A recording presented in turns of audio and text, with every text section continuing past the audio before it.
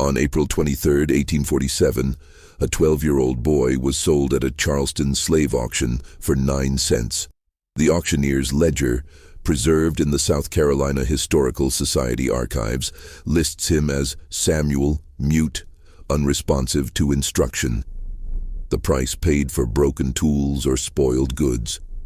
3 plantations had returned him, each citing the same complaint. The boy would not speak, would not respond, seemed to exist in a world entirely separate from those around him. He was considered worthless, defective. Yet months later, a wealthy widow would discover that Samuel wasn't mute at all. He possessed a voice so extraordinary, so trained in the techniques of Italian opera, that it would captivate Charleston's elite and ultimately lead to murder. The boy who cost 9 cents became a secret that would destroy lives, spark a scandal that threatened Charleston's social order, and end with a body beneath a magnolia tree. This is the story of what happened when a gift became a curse, and silence became the only mercy left. Before we continue with the story of what happened in that house on Trad Street, I need to ask you something. If you're listening to this tale of forgotten American history, take a moment to subscribe to our channel and hit that notification bell. And I'm curious. Leave a comment telling me what state or city you're listening from. Are you hearing this from the South, where these events unfolded, or somewhere far removed from Charleston's cobblestone streets? Now, let's discover what really happened to the boy they called Samuel. The truth began at the waterfront auction blocks, where Charleston's gentility gave way to its brutal foundation. Charleston in 1847 was a city of contradictions. European opera could be heard in elegant theaters while, blocks away, human beings were sold like livestock. Nearly 40,000 residents, split almost evenly between enslaved and free, created constant tension beneath every social interaction. Mrs. Cordelia Ravenel belonged to Charleston's upper class, though her position had grown precarious. A widow of 43, she'd been left with a Trad Street mansion, modest income from rice investments, and a reputation built on her years as an opera singer. She had performed in Milan, Paris, and Vienna during the 1820s, her voice described in Italian newspapers as crystalline and divinely pure. Then in 1832, a throat ailment stole it all. She married Jonathan Ravenel, a rice planter 20 years her senior, who died in 1845, leaving her comfortable but not wealthy.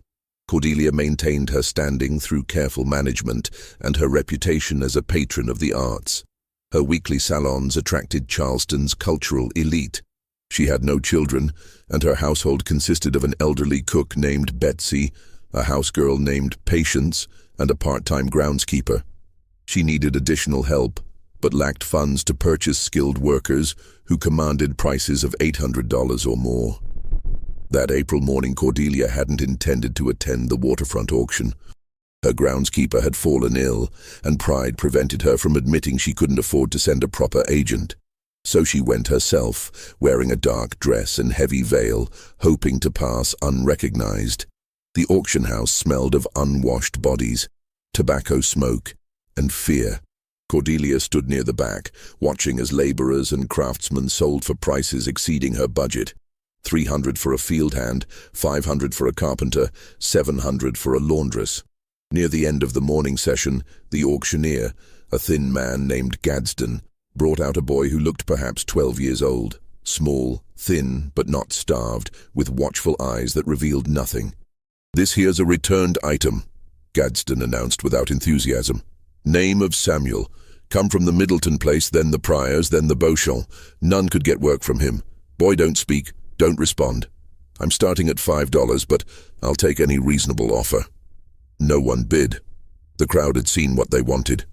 $4, $3.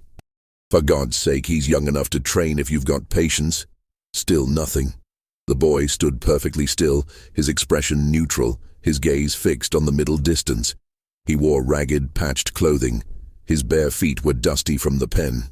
$1, Gadsden said flatly. $1 for anyone who wants to try breaking a mute Negro boy. Cordelia felt something stir in her chest. Recognition. She'd seen that same distant expression in her own mirror after her voice failed, when she'd locked herself away and existed in silence of her own choosing. 50 cents, she called out. Gadsden looked toward the back, surprised. 50 cents I have. Any advance? I'll give you 9 cents, a tobacco merchant named Calhoun said with a laugh. That's what I'd pay for a broken hoe. The crowd chuckled. Gadsden waited for Cordelia to counter, but she remained silent. 9 cents called less attention. Sold for 9 cents to Mr. Calhoun. But Calhoun waved him off. I was joking. Let the lady have him for her 50 cents if she's fool enough. Ma'am, will you take him at 9 cents? Yes, Cordelia said quietly. She paid the 9 cents, signed the bill of sale, and led Samuel from the auction house into bright April sunlight. He followed 3 paces behind, his movements quiet and economical. They walked 12 blocks to Trad Street in complete silence. At the house, she showed Samuel to the small room behind the kitchen, a narrow bed, wash basin, and wooden trunk. You'll stay here, she said, then felt foolish talking to someone who presumably couldn't understand. But Samuel nodded once and entered the room, standing by the window looking at the small garden. Cordelia spoke with Betsy. We have a new boy. His name is Samuel. He doesn't speak, maybe simple-minded. Give him simple tasks, weeding, carrying water, cleaning, see if he understands. Betsy nodded skeptically. Where'd you find him? The auction, sold as defective. Betsy's expression suggested Cordelia had wasted money, even at 9 cents. I'll try him in the garden tomorrow. For 3 weeks, Samuel existed like a shadow. He did exactly what he was shown, pulling weeds, hauling water, sweeping, but never more and never less. He ate the meals left for him, slept in his room, and maintained absolute silence. He never smiled, never showed frustration, never reacted to anything. Betsy reported he worked steadily, but without initiative. Patients said he made her nervous. He watches everything, but his eyes are like he's seeing something else entirely. Cordelia found herself oddly fascinated. She'd purchased him on impulse, driven by that flash of recognition. Now she wasn't sure what to do with him. He wasn't valuable enough to resell, clearly not suited for skilled work. But he was quiet, unobtrusive, and something in his careful movements suggested intelligence rather than simplicity. On the evening of May 14th, a Thursday according to Cordelia's meticulously kept diary, everything changed. Cordelia was working in her study around 9 o'clock when she heard something that made her pen freeze mid-stroke. Music. A voice, male, young, singing in Italian. She thought she was imagining it, a phantom of her lost voice, but no, it was real, coming from the garden. She followed the sound through the darkened hallway, down the back stairs, outside. The night was clear, the moon 3/4 full. The garden was silver and shadow, the old magnolia spreading dark branches over the brick pathway. And there, standing beneath the tree, was Samuel. He was singing. His voice rose pure and clear into the night, the opening aria from Rossini's Barbiere di Siviglia. Not just hitting notes, but delivering them with proper phrasing, correct emotional nuance, breathing technique that took trained singers years to master. He was singing it perfectly. Cordelia stood frozen in the doorway, hand pressed against the frame. The boy sold for 9 cents as mute and useless was singing opera with a voice that would have been praised in any European house. He finished and fell silent, standing motionless, his face tilted upward as if listening to the echo fade. Cordelia stepped forward, her shoes scraping against brick. Samuel turned, saw her, and his expression changed for the first time. Not fear, but resignation. The look of someone whose secret has been discovered. You can speak, Cordelia whispered. Samuel said nothing, but his eyes held hers steadily in the moonlight.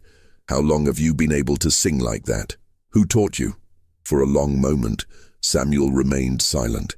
Then, in a voice quiet but perfectly clear, he spoke his first words. My father taught me, ma'am, before they sold me. His English was refined, his accent educated. This was not a field hand. Your father, Who was your father? A musician from Italy.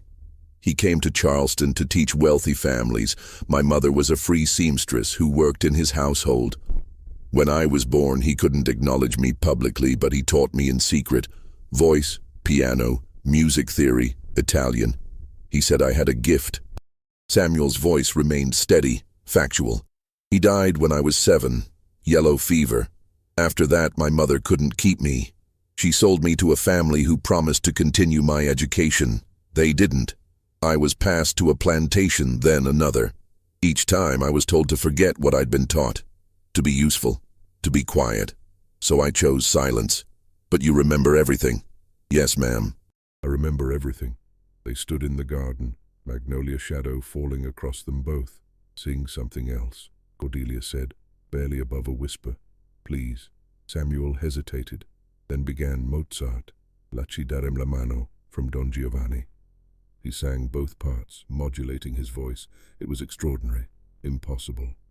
A 12-year-old singing with technical mastery and emotional depth of a trained professional. When he finished, Cordelia found tears on her face. She hadn't cried since her husband's funeral, but this was beauty so pure it broke through all her defenses. No one can know about this, she said suddenly. If other families learn what you can do, they'll want to buy you. They'll pay hundreds and I can't refuse that, or they'll simply take you. Samuel nodded slowly. So I should remain silent. Yes, no, I don't know. Give me time to consider this. Can you continue as you have been? Yes, ma'am. Why did you sing tonight? You've been silent for 3 weeks. Why break it when you knew I might hear? For the first time, emotion crossed Samuel's face, pain or longing. Because it's Thursday, ma'am. My father and I practiced every Thursday evening. I thought in a house with a garden, at night when everyone was asleep, I might sing just once without consequences. I was wrong. No, Cordelia said quickly. You weren't wrong. I'm glad I heard you. I just need to think about what this means. She left him in the garden and returned to her study. She didn't sleep that night. She sat at her desk, watching moon set and sun rise, turning possibilities in her mind. By morning, she'd made her decision, a decision that seemed generous and practical, a decision that would set in motion events she could never have anticipated. The first lesson took place 3 days later, in Cordelia's music room on the 2nd floor of the house. It was a space she had barely used since returning from Europe.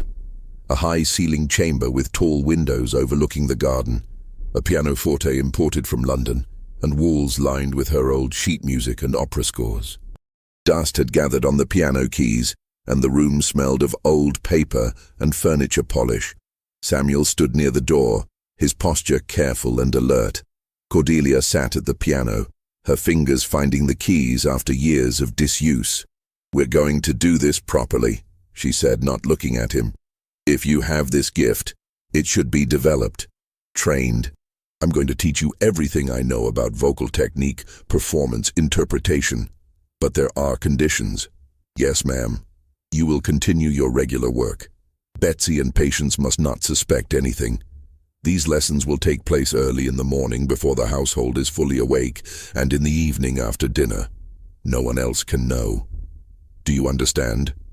Yes, ma'am. And Samuel, you must promise me something. You will never use this training to try to escape or seek freedom. You belong to me, legally and completely. This is not a path to independence.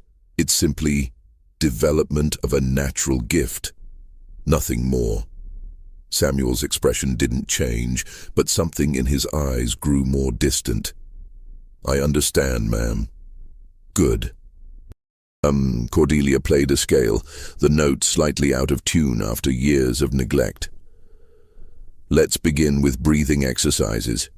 Show me what your father taught you. For the next 8 months, they maintained this secret routine. Every morning at 5 o'clock, before Betsy arrived to start the kitchen fires, Samuel would slip upstairs to the music room. Every evening at 8, after the household had finished dinner and the servants had retired to their quarters, he would return. Cordelia taught him everything she had learned in her years of professional training: proper breath support, vowel placement, register transitions. how to color the voice with emotion, how to interpret the composer's intentions, how to perform rather than simply sing. Samuel was a remarkable student. He absorbed instruction like parched earth absorbing rain. Skills that had taken Cordelia months to master, he grasped in weeks. His voice, already naturally beautiful, developed power and flexibility that astonished her. He could move from delicate pianissimo to full-throated fortissimo, could execute rapid coloratura passages with crystalline clarity, could sustain impossibly long phrases on a single breath. But beyond his technical abilities, Samuel possessed something Cordelia had rarely encountered even among professional singers, a deep, instinctive understanding of the emotional truth behind the music. When he sang, he didn't just reproduce notes and words. He inhabited the character, conveyed the story, made listeners feel the joy or sorrow or rage or love that the composer had intended. It was the difference between a skilled craftsman and an artist. Cordelia found herself living for these lessons. Her days, which had grown routine and somewhat empty, now had focus and purpose. She wasn't performing anymore, but she was creating a performer, shaping raw talent into something extraordinary.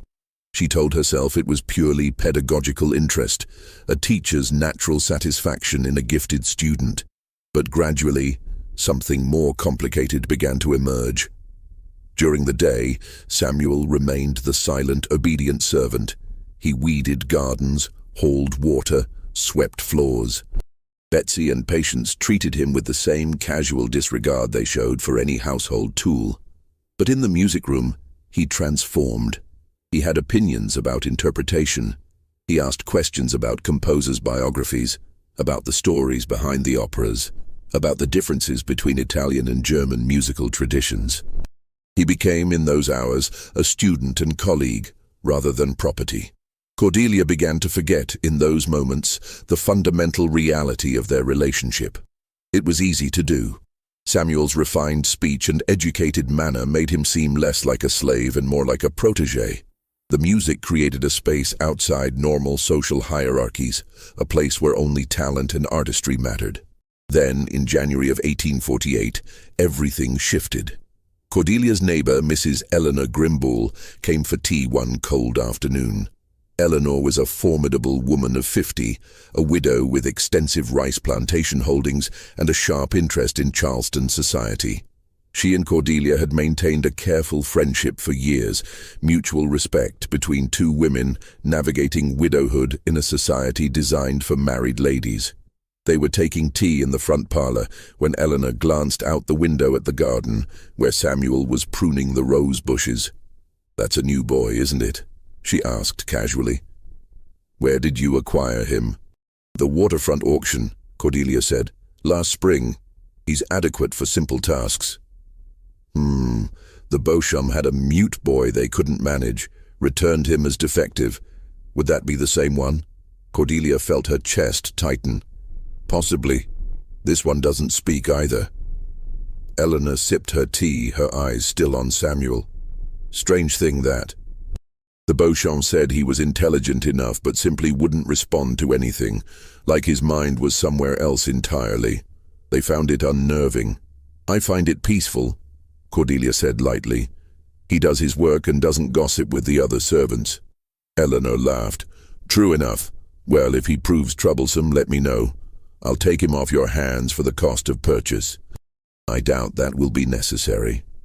But the conversation left Cordelia unsettled. She realized, perhaps for the first time, how precarious her secret was. If anyone learned what Samuel could do, they would want him. More than that, they would question why she had kept his abilities hidden. They might suspect she was planning something improper, or worse, that she had developed an inappropriate attachment to a slave boy. That evening, after the household had settled, she sat at the piano while Samuel worked through a series of Handel exercises. When he finished, she said abruptly, "We need to be more careful. Mrs. Grimble asked about you today." Samuel's expression remained neutral. "What did you tell her?" "The truth. That you're mute and do simple work. But it made me realize how many people know you exist now. Betsy talks to other servants. Patience visits her mother on Sundays. Word spreads in ways we can't control. Would you like me to stop the lessons? Samuel asked, his voice carefully even. No. The answer came quickly, almost desperately. No, I don't want that, I want... She paused, unsure how to articulate what she wanted. I think it might be time to share your gift with others. Carefully, selectively. Samuel stood very still. Share it how, ma'am? My salon, Cordelia said, the idea forming even as she spoke. I host a gathering every Thursday evening. Educated people, cultured people, lawyers, doctors, professors, they appreciate music. If I were to present you as a curiosity, a natural prodigy I've discovered and trained, someone whose talent emerged despite his circumstances, it would explain your abilities without raising questions about your background. A performing animal, Samuel said quietly. That's not, Cordelia began, then stopped, because that was exactly what she was proposing, wasn't it? It would be just a few times, for a small, select audience, people who could appreciate what you do. And if I refuse? The question hung in the air between them. Cordelia felt heat rise in her face. You can't refuse, Samuel, you understand that, don't you? Legally, you have no right to refuse anything I ask of you. Yes, ma'am, I understand that. His voice was perfectly respectful, but his eyes held something that made Cordelia look away. When would you like me to perform? Thursday next. I'll introduce you during the musical portion of the evening. You'll sing 3 pieces. We'll select them tomorrow. And Samuel, you'll do this willingly. With enthusiasm, because if my guests sense any reluctance or resentment, it will reflect poorly on both of us. Of course, ma'am. He left the music room, and Cordelia sat alone at the piano for a long time afterward, her hands resting on the silent keys. She felt a strange mixture of excitement and something darker, something she didn't want to examine too closely. She told herself she was doing Samuel a favor, giving his talent an audience, allowing him to do what he was born to do. She told herself that this was about art, about beauty, about sharing something extraordinary with people who could appreciate it. But in the deepest part of her heart, in a place she barely acknowledged even to herself, she knew the truth was more complicated. She had spent 15 years being the woman who used to sing, whose glory was all in the past. Now she would be the woman who had discovered a prodigy, who had shaped something remarkable, who was still connected to the world of music and performance, even if she could no longer participate directly. She would be important again, relevant again, envied again. And all it would cost was a boy who had no choice but to comply. The following Thursday, February 17th, 1848, 23 people gathered in Cordelia's front parlor for her regular salon. They came as they always did. The lawyers, Mr. Huger and Mr. Pringle, Professor Haskell from the college, Dr. Porcher and his wife, several wealthy widows, a few young men interested in cultural affairs, and a visiting writer from Boston named Mr. Thornton, who was researching a book about Southern society. The evening proceeded normally through dinner and the initial social hour. Around 9 o'clock, Cordelia stood by the pianoforte and cleared her throat. The room quieted. My dear friends, she said, this evening I have something rather unusual to share with you. Some months ago, I acquired a young servant who, I've since discovered, possesses a quite remarkable natural gift for music. With proper training, which I've been providing, he's developed into something quite extraordinary. I thought you might enjoy hearing him perform. The room buzzed with curious murmurs. Mrs. Porcher leaned forward. A servant? Singing opera? Indeed. I believe you'll find it quite fascinating. A demonstration of how natural talent can emerge in the most unexpected circumstances. Cordelia moved to the door and opened it. Samuel, you may enter. Samuel walked into the parlor, his eyes carefully lowered. He wore clean clothes Cordelia had provided, dark pants, a white shirt, simple but neat. He moved to the position she had instructed, beside the piano where the light from the candelabra would illuminate him properly. The room had gone very quiet. The guests stared with undisguised fascination, the way they might examine a trained dog or a mechanical curiosity. "Samuel will perform 3 pieces this evening," Cordelia announced, sitting at the piano. "The first is from Mozart's Don Giovanni." She played the opening bars, and Samuel began to sing. The effect was instantaneous. People who had been whispering fell completely silent. Mrs. Porcher's teacup froze halfway to her lips. Professor Haskell leaned forward in his chair, his expression transforming from polite interest to genuine astonishment. Samuel sang Il mio tesoro with flawless technique and genuine emotion. His voice filled the parlor, rich and pure, executing the difficult passages with apparent ease. When he finished, there was a moment of stunned silence before the room erupted into applause. "Extraordinary," Mr. Huger exclaimed. "Where did he learn such technique?" "I've been training him," Cordelia said, unable to suppress her smile. "He had some basic instruction as a child, but the refinement is recent. I've been working with him daily for 8 months. The boy's voice is remarkable," Professor Haskell said, studying Samuel with intense interest. "The tone quality, the breath control, he sings like a trained European professional. Cordelia, this is quite a discovery." Samuel stood motionless, his expression neutral, while the guests discussed him as if he weren't present. They debated the source of his talent, whether it was inherent or learned, what it suggested about the capacity of Negroes for refined culture. The conversation grew animated, with various theories proposed and contested. "Sing something else," Dr. Porcher requested. "Something Italian. I spent a season in Naples and would love to hear Rossini performed properly." Cordelia played through 2 more pieces, a Rossini aria and a selection from Handel. With each performance, the guests' enthusiasm grew. By the end of the evening, Samuel had been asked to sing 6 pieces total, far more than Cordelia had planned. The guests clustered around afterward, peppering Cordelia with questions about how she'd discovered his talent, how she was training him, whether he could read music, whether he understood the meaning of the Italian and German texts he performed. "You must bring him to my salon," Mrs. Grimble said. "My guests would be absolutely fascinated. When can you spare him for an evening?" "Oh, and to mine," Mrs. Porcher added. "The Tuesday group would adore this." Cordelia felt a rush of satisfaction. This was exactly what she'd hoped for. Recognition, admiration, a return to relevance in Charleston's cultural circles. "Perhaps in a few weeks," she said. "I want to ensure his repertoire is sufficiently polished." As the guests departed, Mr. Thornton, the visiting writer, approached Cordelia privately. "Madam, I wonder if I might interview you and the boy for my book. This is precisely the sort of unique Southern phenomenon that Northern readers find fascinating. The juxtaposition of high culture and the peculiar institution." "I'm not sure that would be appropriate," Cordelia said carefully. "It would be tastefully done, I assure you, and it would bring you considerable recognition, articles in the Northern press, perhaps even attention from musical institutions in Philadelphia or New York. You've accomplished something genuinely remarkable here." Cordelia hesitated. The prospect of wider recognition was tempting. "Let me consider it. Write to me next week and we'll discuss the details."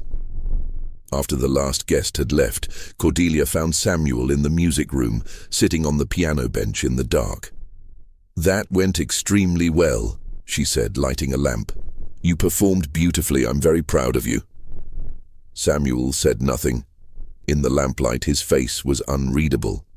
"You'll need to expand your repertoire," Cordelia continued, sitting beside him. "Mrs. Grimball wants you to perform at her salon, and I can hardly refuse. It would be rude. But this is good, Samuel. This gives your talent purpose. You're bringing beauty to people's lives. That's not nothing." "No, ma'am," Samuel said quietly. "It's not nothing." Something in his tone made Cordelia pause.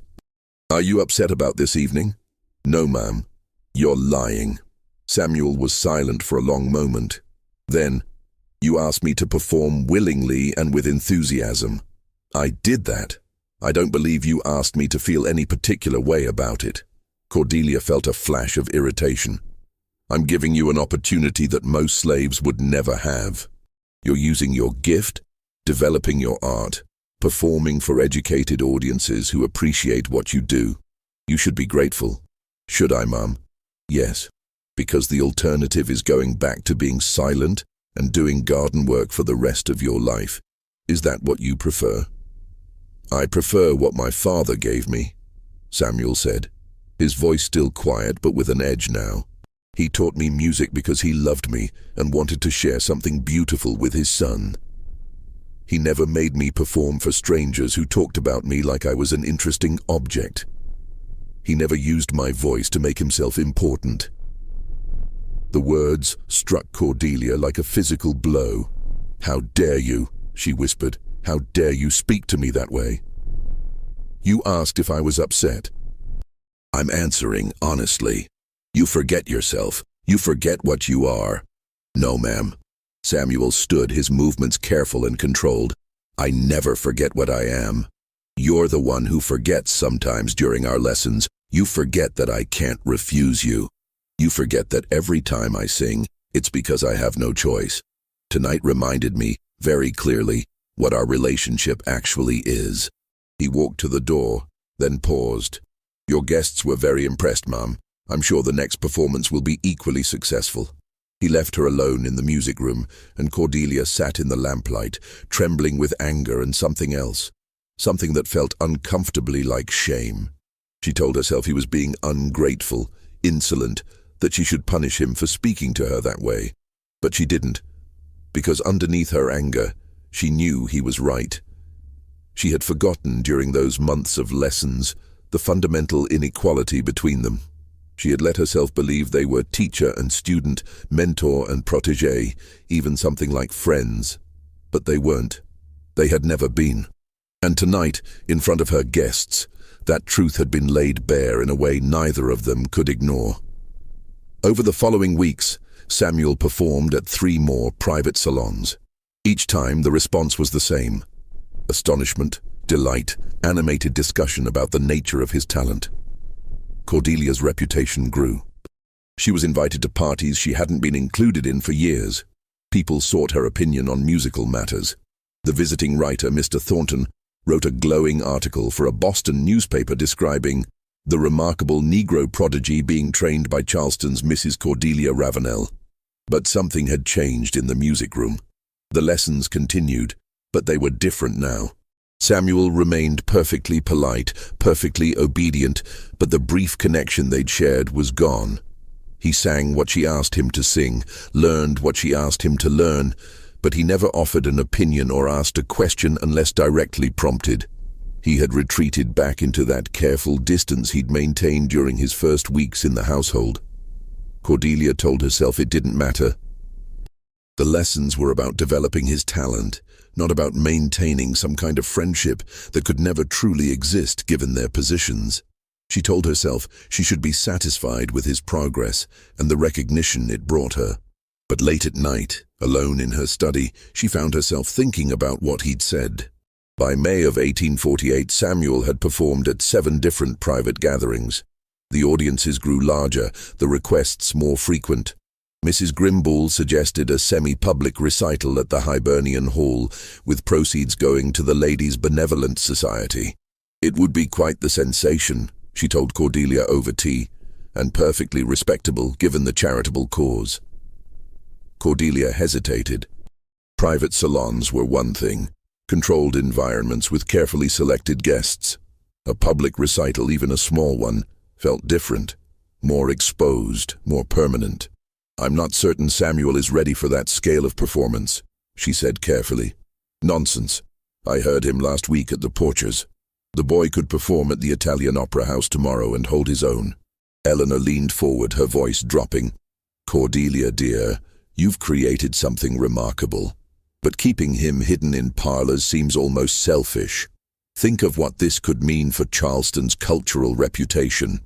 A Negro prodigy, trained to European standards right here in the South. It's unprecedented. That word, unprecedented, echoed in Cordelia's mind for days.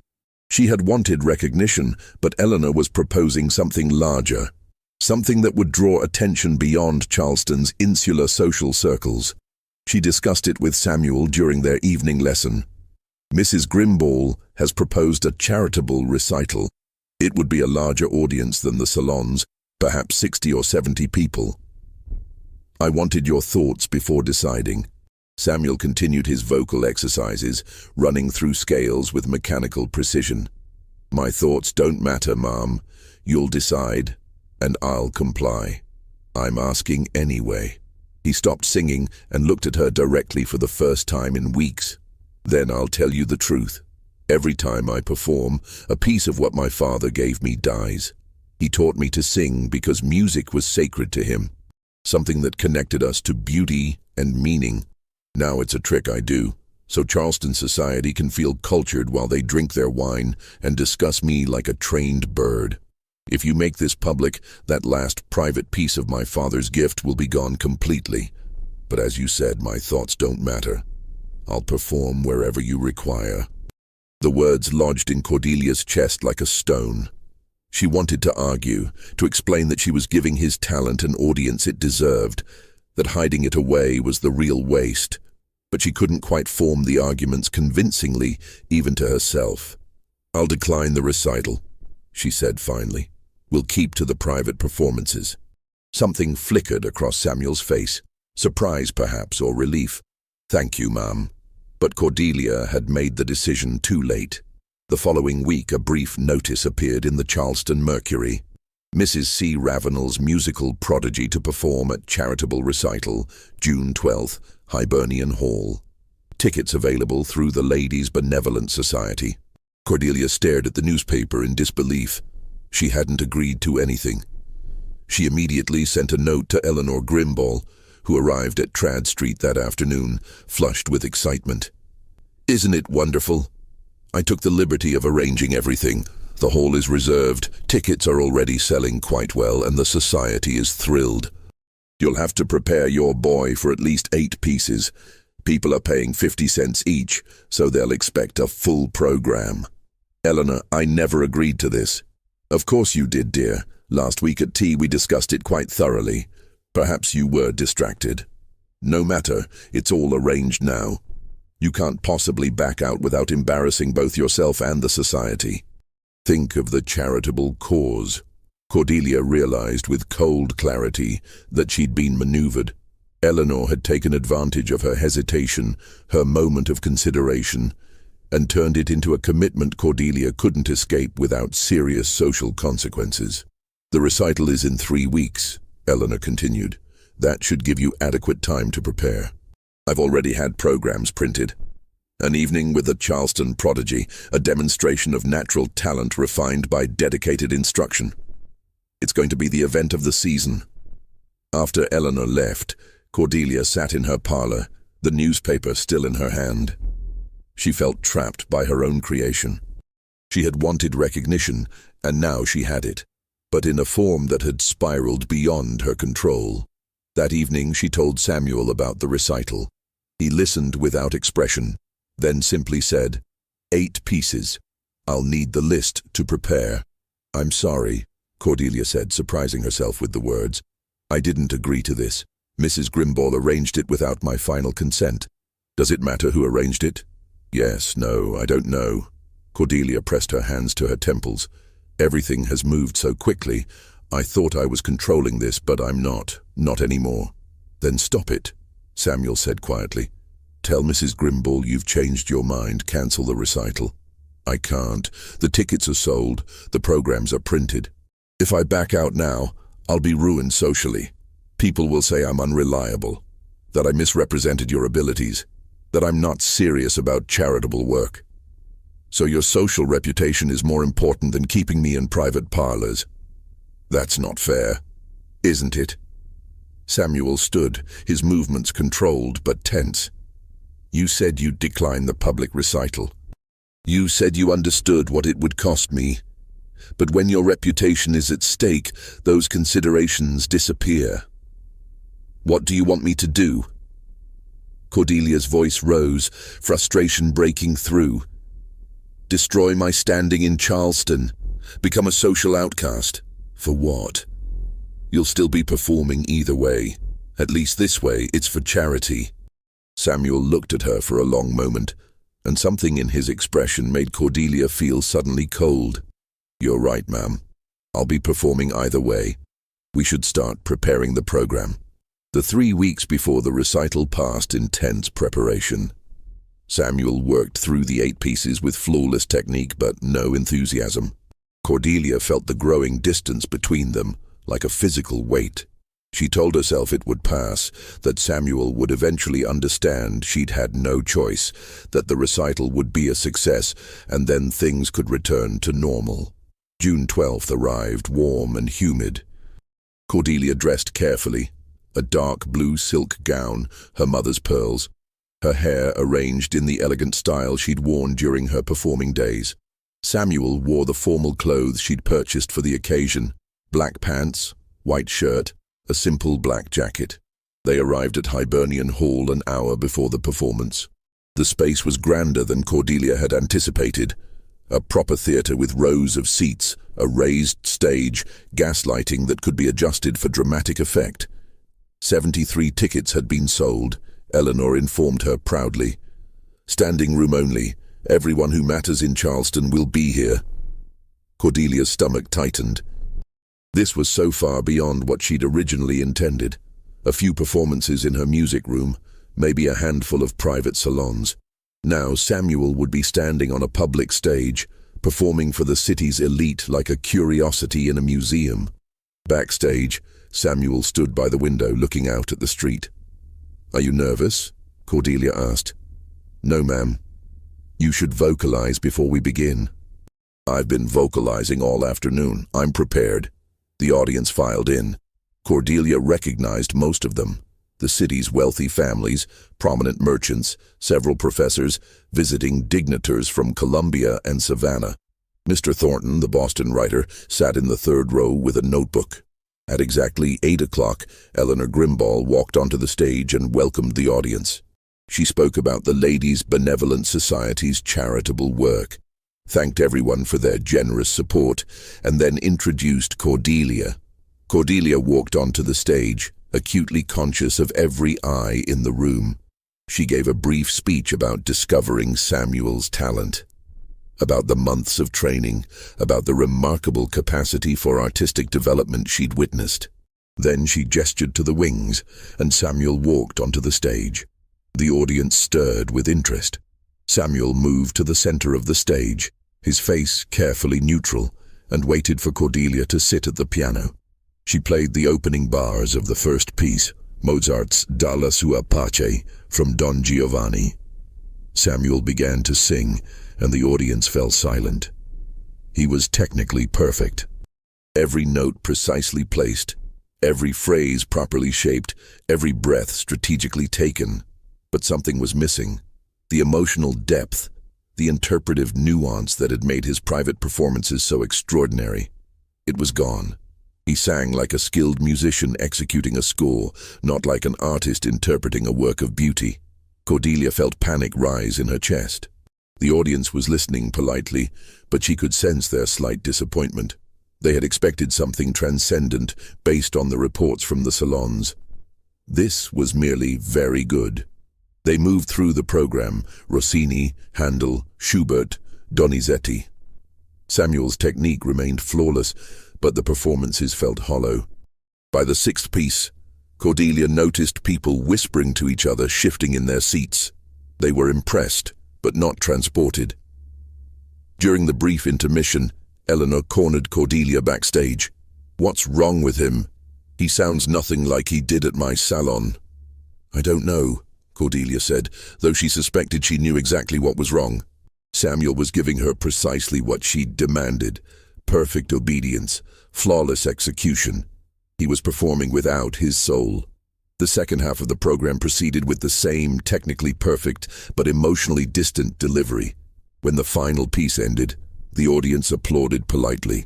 Not the enthusiastic response Cordelia had hoped for, but not a disaster either. People came backstage afterward to congratulate her on Samuel's training, to comment on his remarkable technique, but the conversations felt dutiful rather than excited. Mr. Thornton approached as the crowd thinned. "Mrs. Ravenel, might I speak candidly?" "Of course. The boy is clearly well trained, but tonight's performance lacked the vitality I'd heard described. He seemed to be going through motions rather than truly engaging with the music. Was he perhaps unwell?" "No, I don't believe so." Well, talent can be unpredictable, particularly in the young. Perhaps the pressure of a public performance affected him." Thornton smiled sympathetically. "Still, it was an interesting evening. Thank you for the opportunity to witness it." After everyone had left, Cordelia and Samuel rode home in silence. The carriage rattled over the cobblestones, gas streetlights casting moving shadows across Samuel's expressionless face. At home, Cordelia followed Samuel to the music room. "What happened tonight?" she asked bluntly. "You sang nothing like you're capable of." "I sang exactly what you taught me, ma'am. Every note correct, every technique properly applied." "You know that's not what I mean. You gave them nothing of yourself. You were deliberately withholding." "Was I?" Samuel's voice remained quiet, but there was steel underneath now. "Or perhaps there's simply nothing left to give. You've taken what my father gave me and turned it into something else entirely. Tonight, standing on that stage, being stared at like an object of curiosity, that's what my voice means now. Not beauty, not connection, not love. Just proof that you can train a slave to perform tricks for Charleston society. That's not what this is." "Then what is it, Mrs. Ravenel?" For the first time, real anger broke through Samuel's careful control. "Tell me honestly what this is." Cordelia opened her mouth to respond, but no words came, because she couldn't explain it in a way that didn't confirm exactly what Samuel had said. "The recital is over," she said finally. "No more public performances. We'll go back to the private salons and only occasionally. I promise you that." Samuel laughed, a bitter sound that Cordelia had never heard from him before. "Your promises don't mean anything anymore, ma'am. Mrs. Grimble arranged tonight without your agreement. Do you think she'll stop now? Do you think any of them will? You've created something they want, and they'll find ways to have it whether you agree or not." He was right, Cordelia realized with growing dread. She had lost control of this entirely. Samuel's prediction proved accurate within a week. Despite the recital's lukewarm reception, the very fact of a Negro slave performing opera had sparked intense interest. Letters arrived daily, requesting private performances. A theater manager from Savannah wrote proposing a tour of Georgia. A wealthy planter from Columbia wanted to hire Samuel for his daughter's wedding celebration. Cordelia refused them all, but the requests kept coming. More troubling were the visitors who began appearing at her door, men interested in purchasing Samuel outright. A rice planter offered $1,200. A Charleston merchant offered $1,500. Both were staggering sums for a single slave, reflecting Samuel's perceived value as a performing curiosity. "I'm not selling him," Cordelia told each visitor firmly. But after the third offer, $2,000 from a Virginia plantation owner, she realized the situation was becoming dangerous. Samuel represented enough money to solve all her financial concerns permanently. People were beginning to question why she would refuse such offers. Mrs. Grimble raised the issue directly during a visit in late June. "Cordelia, dear, people are talking. Why won't you sell the boy? $2,000 is a fortune. You could invest it properly and live comfortably for years." "He's not for sale because I'm still training him," Cordelia said. "His development isn't complete. But surely his value will never be higher than it is now. The novelty will fade. If you're going to profit from your investment, this is the time." "I'm not looking to profit. I'm interested in his artistic development." Eleanor's expression turned skeptical. "People are starting to say odd things, Cordelia. That you've grown too attached. That there's something improper about your interest in a slave boy. I'm telling you this as a friend. Sell him now, before the gossip becomes damaging." After Eleanor left, Cordelia sat in her parlor, Eleanor's words echoing in her mind. She had never considered how her actions might appear to others. She had thought of herself as a teacher, a patron of the arts, someone developing remarkable talent. But from outside, what did it look like? A widow spending hours alone daily with a teenage slave boy, refusing lucrative offers to sell him, becoming defensive when questioned. That evening she didn't call Samuel for his lesson. Instead, she sat alone in the music room trying to untangle her own motivations. Was Eleanor right? Had she become inappropriately attached? She told herself it was purely about the music, about creating something beautiful, about having purpose again in her life. But was that the whole truth? She thought about the past months, the way she'd looked forward to the lessons, the satisfaction she'd felt in Samuel's progress, the anger she'd experienced when he'd withdrawn from her after the first salon performance. Was that the reaction of a teacher or something more complicated? Samuel knocked on the doorframe. "Mum, it's 8 o'clock. Cordelia looked up, startled. "Yes, come in." Samuel entered but remained near the door, his posture wary. "Are we continuing the lessons?" "I don't know." Cordelia's voice sounded tired even to herself. "People are talking, Samuel, about why I won't sell you, about why I spend so much time training you. The gossip is becoming complicated." "Then sell me," Samuel said simply. "Take the money, use it to secure your position. Isn't that what you need? Is that what you want? What I want doesn't matter, remember?" But then Samuel's expression softened slightly. "For what it's worth, whoever buys me will certainly make me perform. At least with you, I had moments when it felt like music rather than just performance.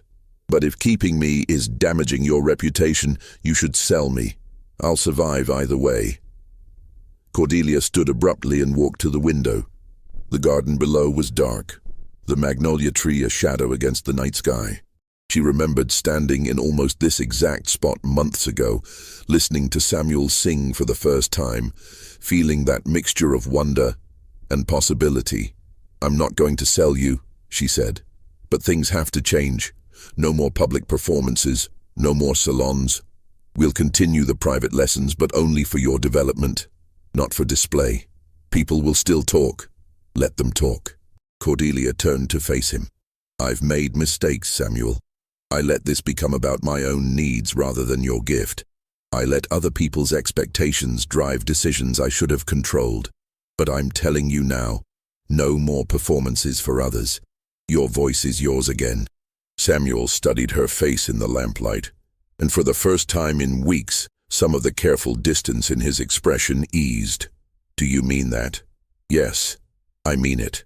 They stood there in silence for a moment, and something like the old understanding passed between them. Then Samuel said quietly, "There's something you should know, ma'am. Mr. Drayton, the Virginia plantation owner who offered $2,000, he came back yesterday while you were out. He spoke with Betsy. He said he'd pay $3,000 if she could convince you to sell me. He said wealthy men don't like being refused, and if you wouldn't sell me willingly, there were other ways to acquire property." Cordelia felt ice form in her stomach. "He threatened me?" "Not directly, but Betsy was frightened enough to mention it. She thought you should know." "Did he threaten you?" "He implied that if I were to run away, he might be in a position to purchase me from whoever caught me. And runaways always get caught eventually." Cordelia crossed the room and gripped Samuel's shoulders, the first time she'd touched him since the day she'd bought him. "You're not running away, and you're not being sold to Drayton or anyone else. I'll write to Judge Huger tomorrow. He's a friend, and he has influence. We'll make sure Drayton understands that further harassment will have legal consequences." "Why?" Samuel asked, and there was genuine confusion in his voice. "Why go to such trouble? $3,000 would change your life." Cordelia dropped her hands, suddenly uncertain how to answer. "Because you were right," she said finally. "About what I did to your father's gift, about what the performances became. I can't undo that, but I can stop it from getting worse. I can give you back something that resembles what he intended for you. Or you could just free me," Samuel said quietly. The words hung in the air between them. Cordelia felt her heart begin to pound. "I can't do that. Why not? Because she struggled to articulate the reasons. Because legally it's complicated. Because you'd have no means to support yourself. Because you don't want to, Samuel interrupted gently. Because despite everything, you want to keep me here. Keep the lessons. Keep some connection to the music you lost. Cordelia turned away, unable to meet his eyes. That's not fair. It's true though, isn't it? She didn't answer because they both knew it was. The solution to Mr. Drayton's harassment came from an unexpected source. Judge Huger, upon hearing about the situation, suggested that Cordelia create a legal document specifying that Samuel could only be sold to her designated heir upon her death, effectively making him unsellable during her lifetime. It was an unusual arrangement but legally sound. It will stop the harassment, Huger explained. Once word spreads that the boy cannot be purchased under any circumstances, people will stop making offers. Of course, you'll need to name an heir. Do you have family who could serve in that capacity? Cordelia hesitated. Her only living relative was a cousin in Baltimore who she hadn't seen in a decade. But she agreed to the arrangement, and the documents were drawn up and filed with the city records in early July. The strategy worked. Within 2 weeks, the purchase offers stopped. Mr. Drayton left Charleston without further contact. Cordelia's household settled into a new routine. No performances, no salons, just the private lessons twice daily. But something fundamental had shifted. Samuel had named the truth that Cordelia had been avoiding. She was keeping him not for his own good, but for hers. And once that truth was spoken, it poisoned everything else. The lessons continued through the summer, but they felt different. Samuel remained technically proficient, but the joy was gone. He learned what Cordelia taught him, practiced what she assigned, but there was no engagement, no curiosity, no partnership. They had become simply what they'd always legally been, owner and property. By September, Cordelia noticed changes in Samuel beyond just his demeanor during lessons. He had turned 15 that summer. She'd learned his birth date from the original auction papers, and was no longer the slight 12-year-old boy she'd purchased. He had grown taller, his voice had deepened and matured, gaining power and richness. He was becoming a young man. The changes unsettled her in ways she didn't want to examine. She found herself noticing things she shouldn't notice. The way he moved, the expressiveness in his eyes when he sang, the intelligence in his face. She was 44 years old, a widow, a woman of social standing. These thoughts were not just inappropriate, they were dangerous. She began shortening the lessons, 30 minutes instead of an hour, 3 times a week instead of daily. She told herself it was because Samuel had mastered all she could teach him, that continuing was unnecessary. But really, she was putting distance between them, because the alternative was acknowledging feelings she couldn't allow herself to have. Samuel noticed the change, but said nothing. He came when called, sang what was requested, and left when dismissed. The careful distance he'd maintained after the first salon had become absolute. In October, Mrs. Grimble visited with troubling news. "Cordelia, I feel I must tell you something unpleasant. There are rumors circulating about you and your slave boy. People are saying, well, they're saying that your interest in him goes beyond proper bounds. That you keep him locked in the house, that you refuse visitors, that you're engaged in something unnatural." "That's absurd," Cordelia said, feeling heat rise in her face. "I barely see him anymore except for occasional lessons." "I know that. You know that. But perception matters more than truth in Charleston society. I'm telling you this because I care about your reputation. You need to be seen with the boy in public, in appropriate contexts. Have him serve at your next dinner party. Let people see him doing normal servant's work. Otherwise, the whispers will only grow worse." After Eleanor left, Cordelia sat in her parlor, feeling trapped. The gossip was forcing her to either display Samuel like the performing curiosity she'd vowed not to make him, or to isolate herself completely from society. There was no middle ground. That evening, she called Samuel to the music room. I need you to serve at a dinner party I'm hosting Friday evening. Just regular household service, passing dishes, pouring wine. Mrs. Grimball says people need to see you doing ordinary servant's work. Samuel's expression hardened. So I'm not to perform, but I'm to be displayed anyway, just in a different capacity. It's not like that. It's exactly like that. You're managing how Charleston society perceives us, making sure they don't think something improper is happening. Is that so wrong? To protect both our reputations? I don't have a reputation to protect, Samuel said quietly. I'm property. But you do. So yes, I'll serve at your dinner party. I'll be the perfect silent servant. I'll prove to Charleston that there's nothing unnatural about our relationship. Will that satisfy you? Samuel, is there anything else, ma'am? Cordelia wanted to say something to bridge the chasm between them, to explain that she was trying to protect them both, that the situation was impossible and she was doing her best. But looking at Samuel's closed expression, she knew nothing she said would matter. No, that's all. He left, and Cordelia remained alone in the music room. She walked to the piano and played a single note, letting it ring in the silence. Then another.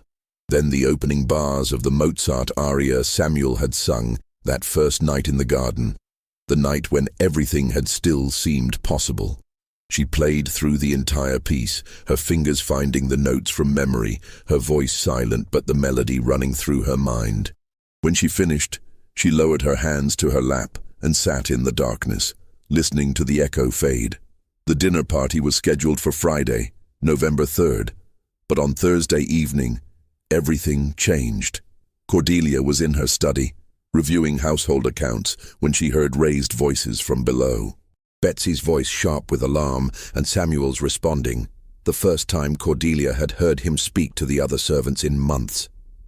She hurried downstairs to find Betsy in the kitchen, pressed against the wall, fear stark on her face. Samuel stood near the back door, breathing hard, his shirt torn, blood on his lip. "What happened?" Cordelia demanded. "He attacked me," Betsy said, her voice shaking. "I was telling him about tomorrow's dinner party, about how he needed to wear proper clothes and mind his manners, and he turned on me, grabbed my arm and pushed me against the wall." "That's not what happened," Samuel said, his voice low and controlled despite the blood on his face. "Betsy said if I didn't want to serve at the dinner party, maybe I'd prefer being sold to Mr. Drayton. She said she knew people who could arrange it. When I tried to leave, she grabbed me. I pushed her away, that's all." Betsy's eyes widened. "That's a lie. Miss Cordelia, he's lying. You can't believe a word he says." Cordelia looked between them, her heart racing. Betsy had been with her for 15 years, loyal and reliable. But Samuel had never lied to her, not once in all the months since that first night in the garden. "Betsy," Cordelia said slowly, "did you threaten to have Samuel sold?" "I was just trying to make him see sense. He's been acting peculiar for months, Miss Cordelia, sullen and quiet and not doing his proper work. I thought a reminder of his place might help. I didn't mean nothing by it. You threatened him with being sold to a man who harassed this household. Well, he needs to understand. Get out," Cordelia said quietly. Betsy stared. "Ma'am, get out of my house. Pack your things and leave tonight. I'll send your wages to your sister's address tomorrow." "Miss Cordelia, you can't. I've been with you 15 years. You're going to dismiss me over him?" "You threatened one of my household with illegal sale. Yes, I'm dismissing you. Now leave before I have you removed by the constable." Betsy looked at Samuel with pure hatred, then at Cordelia with something closer to pity. "You're a fool, Mrs. Ravenel. Everyone in Charleston sees what you can't see yourself. This boy has bewitched you somehow, and you're going to destroy yourself for him. I hope he's worth it." She swept out of the kitchen, and they heard her heavy footsteps on the stairs, the slam of her bedroom door. Cordelia turned to Samuel. "Are you all right?" "I'm fine." He touched his split lip gingerly. "She hits harder than she looks." Despite everything, Cordelia almost smiled. Then the reality of what she'd just done hit her. She'd dismissed her cook of 15 years, her most senior servant, over a confrontation with a slave. The gossip would be catastrophic. "I'm sorry," Samuel said quietly. "I've ruined everything for you." "No." Cordelia surprised herself with the firmness in her voice. "Betsy ruined herself by making threats she had no right to make. You were defending yourself. Mrs. Ravenel, Cordelia, you need to sell me." It was the first time he'd ever used her given name, and it sent a shock through her. Not to Drayton or anyone cruel, but to someone decent, someone far from Charleston. "Before this destroys you completely." "I can't." "Why not?" Samuel stepped closer, and Cordelia saw real anguish in his eyes. "Why won't you let me go? I'm not your son. I'm not your student anymore. I'm not anything except a burden that's destroying your life. Why won't you just let me go?" Cordelia opened her mouth to answer, to give some rational explanation about responsibility or artistic development or legal complications. But looking at Samuel's face in the lamplight, with blood still fresh on his lip and his eyes full of pain and confusion, she couldn't lie anymore. "Because I need you," she whispered. "Because when my voice died, part of me died with it. And then I heard you singing, and I felt alive again. I know it's selfish, I know it's wrong. I know I've taken something beautiful and made it into something twisted, but I can't let you go, because without you, I'm just a widow in a house full of silence, mourning something I lost 20 years ago." The admission hung in the air between them, raw and terrible. Samuel's expression shifted from anguish to something more complex, understanding perhaps, or pity, or resignation. "Then we're both trapped," he said finally. "You by what you've lost, and me by what you need.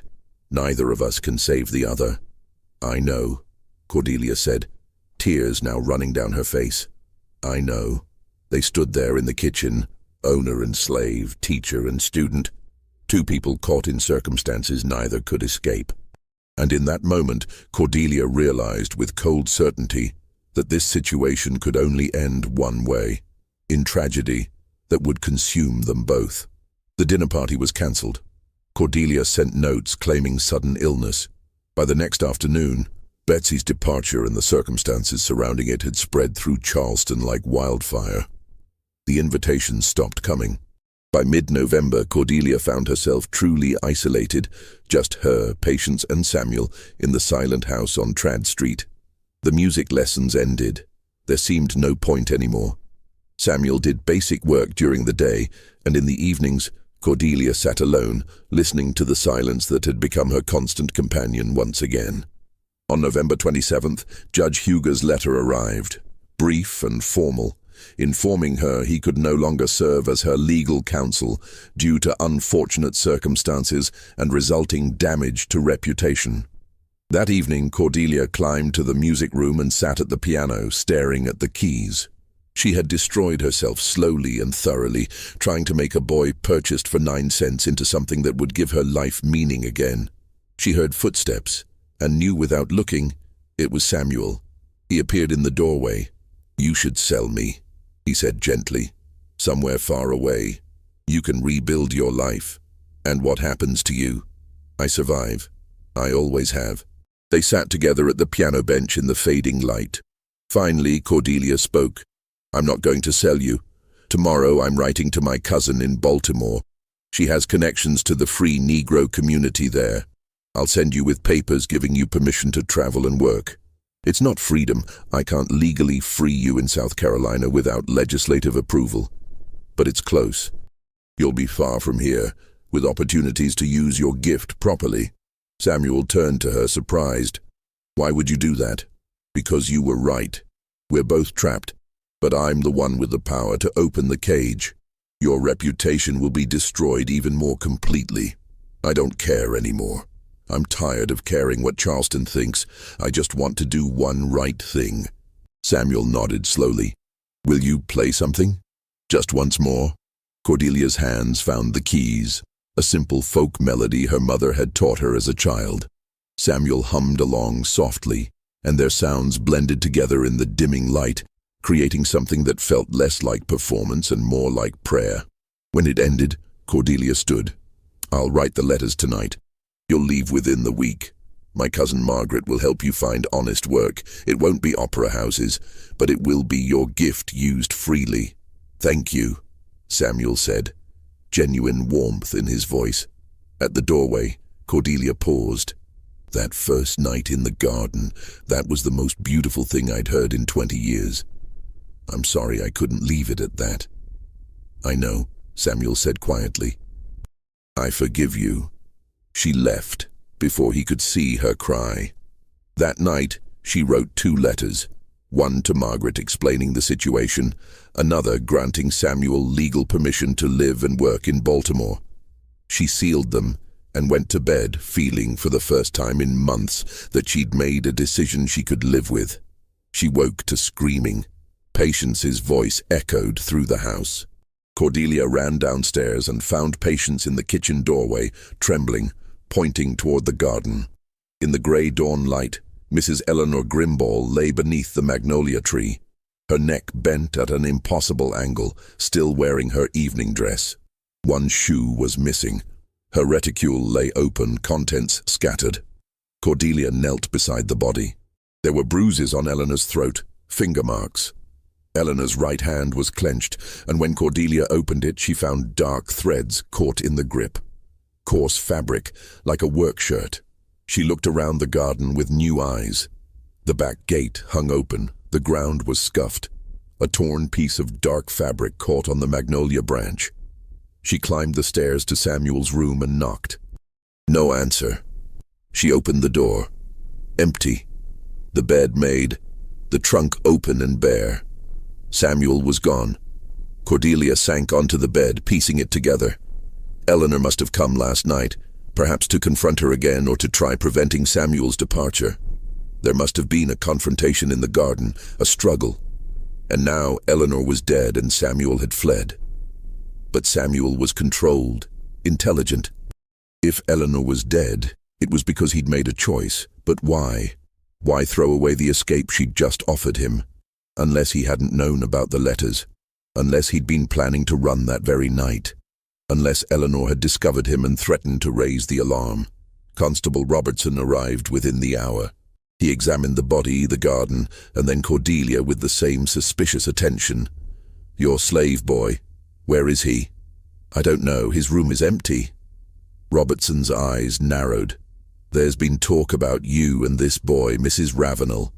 About an unusual relationship. Now that slave has killed a prominent Charleston lady and fled. We found your letters on the desk about sending him to Baltimore. Looks like you were helping a murderer escape. That's absurd. We'll see. I'm placing you under house arrest pending investigation, and I'm putting out notices to every patrol between here and Baltimore. Your boy won't get far. For 3 days, Charleston buzzed with scandal. The newspapers ran lurid stories about the Trad Street murder. Some said Samuel had been Cordelia's lover. Others claimed voodoo rituals. Still others suggested madness. On the 4th day, Samuel was captured near the North Carolina border. A slave patrol found him in a barn, exhausted and half-starved. He hadn't resisted. They brought him back in chains. The trial was December 15th. The courtroom packed. Samuel was brought in wearing leg irons, his face hollow. When he saw Cordelia, something flickered between them. Acknowledgement. The evidence was damning. The body, the torn fabric matching Samuel's shirt, the bruises, his flight. The prosecutor built his case methodically. Samuel had been resentful, angry, planning to run. Mrs. Grimball discovered him and tried to stop him. He killed her. He's an intelligent Negro given ideas above his station, the prosecutor concluded, taught to think himself equal to white folks. The result is inevitable. Violence, murder, tragedy. Samuel's defender offered weak rebuttals about circumstantial evidence. Then Samuel asked to speak. The judge hesitated but allowed it. I did not kill Mrs. Grimball, Samuel said clearly. I found her body that morning, just before dawn. I was planning to run, that's true. But I didn't kill her. I ran because I'm a slave accused of murdering a white woman. Guilt or innocence doesn't matter when you look like me. Running was my only chance to live. The courtroom erupted. But Cordelia stood, her voice cutting through the chaos. He's telling the truth. I know who killed Eleanor Grimble. After a hurried consultation, Cordelia was sworn in. Mrs. Grimble came to my house several times, increasingly agitated about my refusal to sell Samuel. Cordelia began. On the night before she died, she sent me a note. She pulled it from her reticule. She said she'd found a buyer who would pay $4,000. She said if I refused, she'd be forced to take other measures. What measures? The prosecutor asked. I don't know, but I believe she came that night to confront me. I was asleep. I believe she encountered someone else, Betsy Johnson, my former cook, whom I'd dismissed 2 weeks earlier for threatening Samuel with illegal sale. The courtroom erupted again. Betsy had keys to my house and intimate knowledge of my schedule. Cordelia pressed on. She'd been with me 15 years. She was deeply resentful of being dismissed over what she saw as a slave boy's lies. I'm suggesting Betsy and Mrs. Grimble were coordinating efforts to force Samuel's sale. If Betsy saw Mrs. Grimble in my garden that night, they may have argued about money, about who would profit. The fabric threads in Mrs. Grimble's hand, have they been compared to Betsy's clothing? The bruises, were they measured against Betsy's hands rather than Samuel's? Has anyone even questioned Betsy? The constable shifted uncomfortably. We didn't see cause to question the cook. The boy ran, so we assumed... You assumed guilt based on race rather than evidence, Cordelia said flatly. Betsy lives on Queen Street. It would be simple to question her. The trial was suspended. 2 days later, under questioning, Betsy's story collapsed. Yes, she'd been in contact with Mrs. Grimble. Yes, they'd discussed Samuel's sale. Yes, she'd gone to Trad Street that night. They'd argued about money. The argument escalated. Mrs. Grimble threatened to cut Betsy out entirely. In rage, Betsy grabbed Eleanor's throat. Eleanor fell, hit her head on the brick. Betsy panicked and fled. I didn't mean to kill her, Betsy sobbed. I just wanted what I was owed. Samuel was released December 22nd. Cordelia met him outside the jail. I'm sorry, she said. I nearly got you killed. You saved my life. You figured out the truth when everyone else was happy to see me hang. The letters to Baltimore, Cordelia said. They're still on my desk, if you want them. Yes, Samuel said finally. I think I do. Not because I'm running, because I'm choosing it. They stood together one last time, two people who'd nearly destroyed each other, but somehow survived. Goodbye, Mrs. Ravenel, Samuel said. Goodbye, Samuel. He walked away toward whatever life waited beyond Charleston. Cordelia returned to the house on Trad Street, where the silence waited as it always had. She climbed to the music room and sat at the piano. For a long time, she stared at the keys, remembering everything that had happened here. Then she began to play that simple folk melody one last time. Her fingers moved over the keys, creating the tune her mother had taught her when music was just music, uncomplicated by ambition or need. She played it through once, then again, then let her hands fall silent. Samuel's first letter arrived in March of 1849. He was in Baltimore working with a choir director. The pay was modest but honest. He was singing hymns and spirituals, finding something in that music he'd never found in Italian areas. More letters came over years. Teaching music in 1851, Philadelphia by 1853, married to a woman named Grace by 1856. Cordelia wrote back occasionally, careful letters maintaining respectful distance. She told him about Charleston, about Betsy's conviction for manslaughter and death in prison 3 years later, about the quiet house on Trad Street. In 1860, with war looming, Samuel's letters stopped. 3 months after her final letter, a response came from Grace. Samuel passed in September, Grace wrote. It was consumption. He went peacefully. In his final days, he spoke of you often. He wanted you to know that despite everything, he was grateful. You gave him back his voice when he'd resigned himself to silence. That gift, complicated as it was, shaped the rest of his life. He said you were human, as was he, and that was enough understanding for any relationship. Grace described the funeral, The music Samuel chose, the people who came. He never forgot that first night in the garden, singing under the magnolia tree. He said that was the moment he remembered who he was. Thank you for giving him that moment, even if what followed was difficult. It mattered. Cordelia read the letter 3 times, then placed it in her desk drawer alongside the original bill of sale listing Samuel's purchase price as 9 cents. She was 60 years old now, alone in a city preparing for war. She climbed to the music room one last time and played through all the pieces they'd learned together, Mozart and Rossini and Handel and that folk melody. When she finished, she closed the piano lid and left the room, closing the door behind her. She never went back. The house survived the war, survived Reconstruction, survived Cordelia herself, who died in 1872. In her will, she left instructions for the music room to be sealed, its contents preserved. Decades later, historians researching antebellum Charleston discovered the sealed room and documents inside. Letters, the bill of sale, Cordelia's diaries detailing the lessons. They pieced together the story of Samuel, the boy purchased for 9 cents who had a voice that rivaled opera singers, who'd been displayed in Charleston parlors before disappearing into history. Some called it exploitation, others called it more complicated. 2 people trapped by circumstances neither fully controlled, finding connection in music before being torn apart by the society that brought them together. The truth contained elements of both and many more besides. Beauty and cruelty, gift and theft, freedom found and lost and found again in unexpected ways. A story Charleston tried to forget, but couldn't quite erase, preserved in sealed rooms and old letters and the memory of a voice that once sang in a moonlit garden, pure and perfect and heartbreakingly brief. What do you think of this story? Do you believe everything was revealed? Was Cordelia a villain who exploited Samuel, or a flawed woman trying to find meaning in loss? Was Samuel's gift worth the cost of being discovered? Leave your comment below.